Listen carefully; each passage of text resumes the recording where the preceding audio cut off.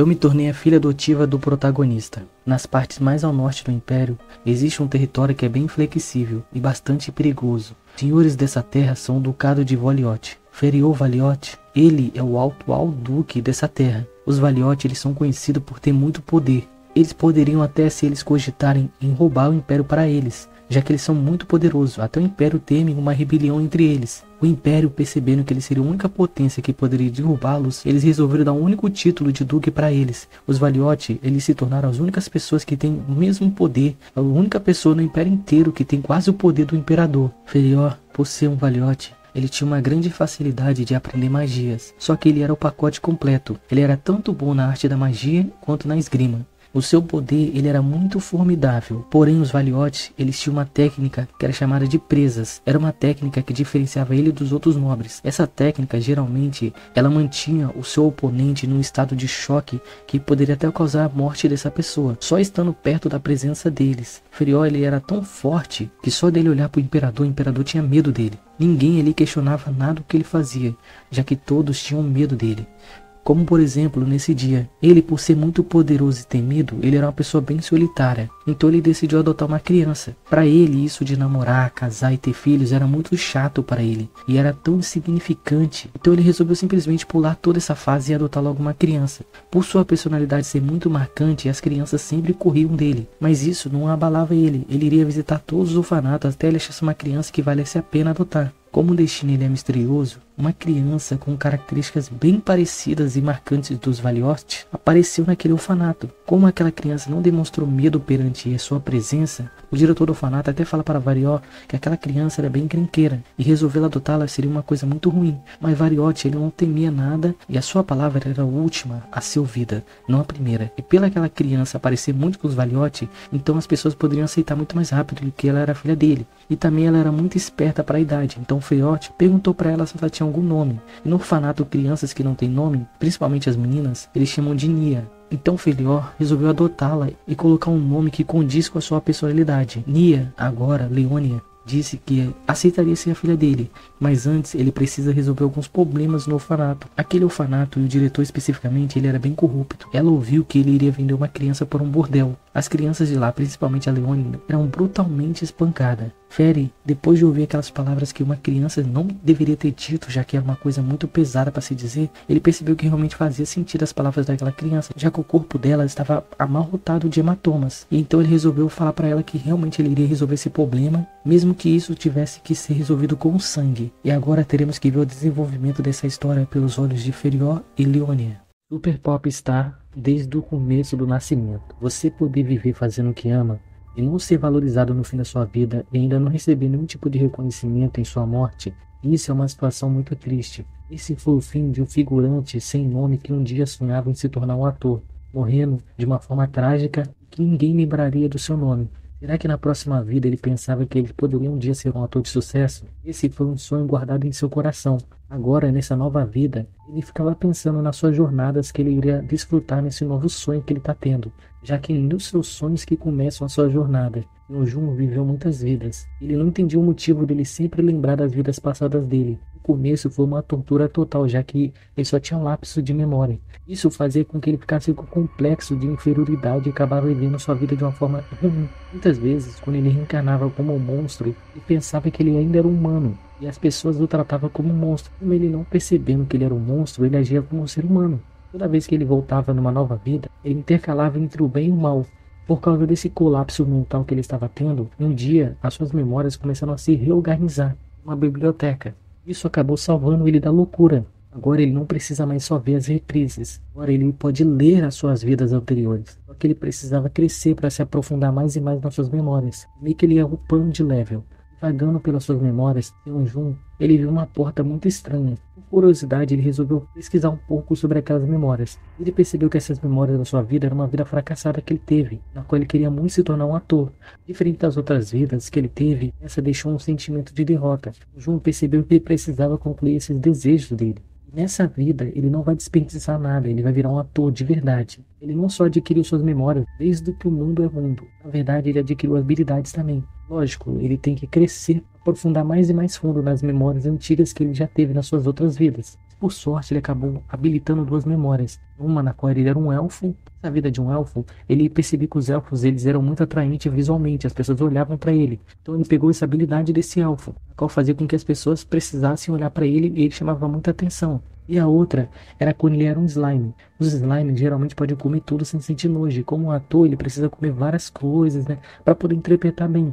Não sentir nojo. E agora teremos que ver a jornada de Seong usando suas outras vidas do passado para poder concluir os desejos da sua vida muito esquecidas atrás. Como sobreviver como um dragão com um limite de tempo de vida. Os humanos são seres gananciosos, mas dessa vez eles foram longe demais. Algum humano acabou matando o filho de um dragão. Agora, Genelosse estava em busca de vingança e estava matando tudo ao seu caminho. Mesmo sendo uma sentença de morte, um grupo de heróis precisava parar aquela bomba nuclear. Esse era um anime que nosso prota estava vendo. Essa era a única coisa que restou para ele, desde aquele dia. Quando ele tinha 25 anos, o mesmo foi diagnosticado com esclerose miotrófica lateral, popularmente conhecido como a doença de Lou-Gehrig. É uma doença degenerativa e progressiva que afeta o sistema nervoso, causando morte prematura de neurônios motores e no fim levando a uma morte solitária e lenta. Por ele ser uma pessoa sozinha, sem família, ele não tinha ninguém para segurar sua mão no fim. E agora, nos seus 29 anos, 4 anos passando por essa tortura, tudo o que resta para ele é ver animes. E como toda a história, aquele anime também estava tendo seu fim para ele.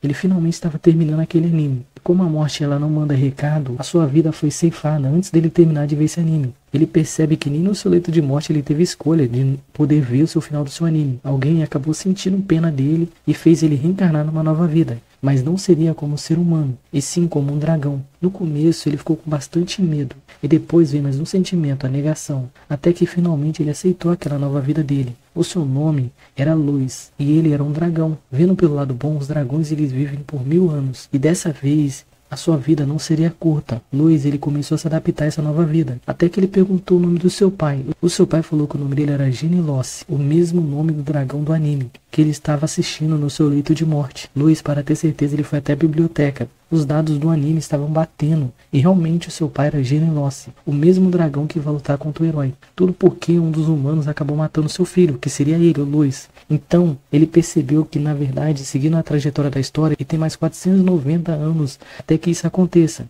Luz, ele reencarnou achando que saiu de uma sentença de morte, mas na verdade ele está indo para outra sentença de morte. Filhos da Runa. Era uma vez uma história bem difícil de ser contada, já que só tem uma versão e um sobrevivente dessa história. Infelizmente, Boris, ele era só uma criança para carregar um peso de um adulto. Mesmo sendo da família Jinman, uma família de guerreiros, o seu primeiro dia na Terra foi de sofrimento. A sua mãe, ela teve o seu fim ao dar à luz a ele. Era normal ter 2 filhos em sua família, para que ambos herdassem uma parte do tesouro da família, a Invernante e a Guarda Inverno.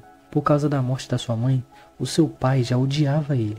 Mas o seu irmão mais velho, ele não odiava o seu irmão mais novo. Com o passar dos invernos, Boris ouviu uma lenda que banhava as suas terras, o Lago de Emera, onde reside um espírito vingativo que se alimenta das almas das pessoas puras. Boris ele ficou com muito medo dessa lenda, e por causa disso ele foi até seu irmão para tentar confessar para ele os seus medos. E Angen, que era seu irmão mais velho, dizer para ele para que ele não temesse, já que ele estaria lá para protegê-lo. Como eles eram uma família de guerreiros, seu irmão resolveu ensiná-lo um pouco pessoalmente o manuseio da espada, com o intuito de ajudar Boris a ficar um pouco mais forte e mais confiante. Mas no meio daquele dia feliz, o destino infeliz de Boris estava começando a ser escrito. Tio dele, que foi expulso das terras, voltou para tentar falar com o pai de Boris para que ele se rendesse. Está tendo uma luta pela coroa, e os nobres estão decidindo para qual lado dos príncipes que eles irão apoiar. A família de Menan, geralmente eles sempre apoiam o mais velho. Então seria o filho mais velho do rei, mas o irmão do pai do Boris estava apoiando o filho mais novo. Isso criou um conflito de interesse. Mesmo que o pai de Boris ficasse do lado do filho mais novo,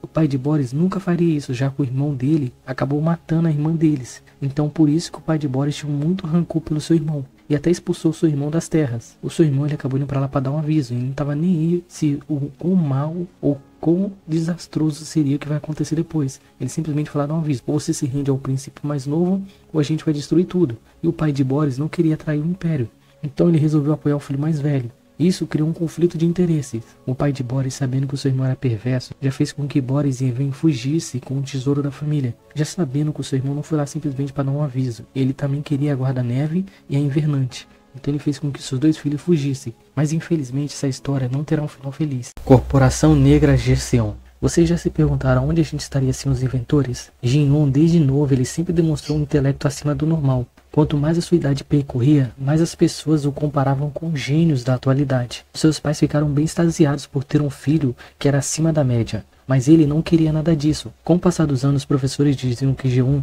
ele era muito acima da média. Talvez se ele tivesse nascido numa outra era, ele seria melhor visto do que ele está sendo visto agora. Na verdade, ele não gostava de estudar.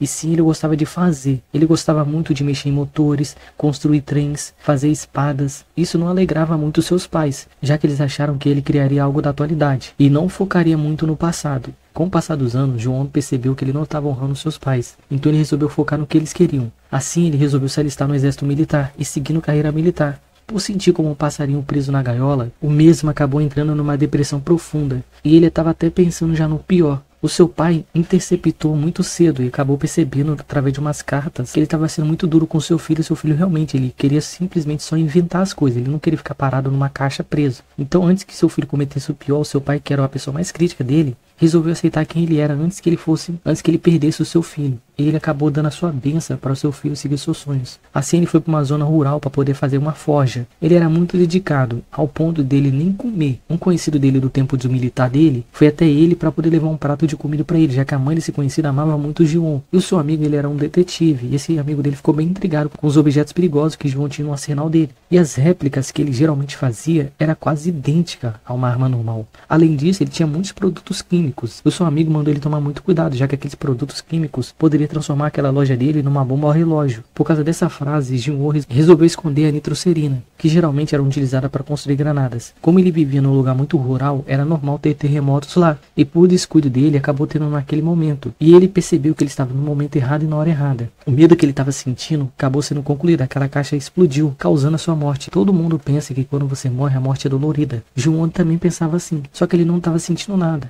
E quando ele começou a perceber, ele percebeu que ele estava muito menor do que o normal. Mas ele não era um simples bebê, ele tinha consciência do que estava acontecendo. Depois de 3 anos de pesquisa, ele conseguiu coletar todos os fatos do que estava acontecendo. Ele foi parar na dinastia Joseon. E o pai dele era um nobre. Por não ser herdeiro direto ao trono, os nobres geralmente viviam da maneira que eles queriam. E João percebeu que isso vai cair como uma luva para ele, já que ele poderia ser um inventor. Ele está no início das eras das invenções. Infelizmente, ele acabou descobrindo tarde demais que na verdade seu pai não é um simples nobre, é sim um príncipe, que vai ter muita participação por futuro e vai se tornar um rei.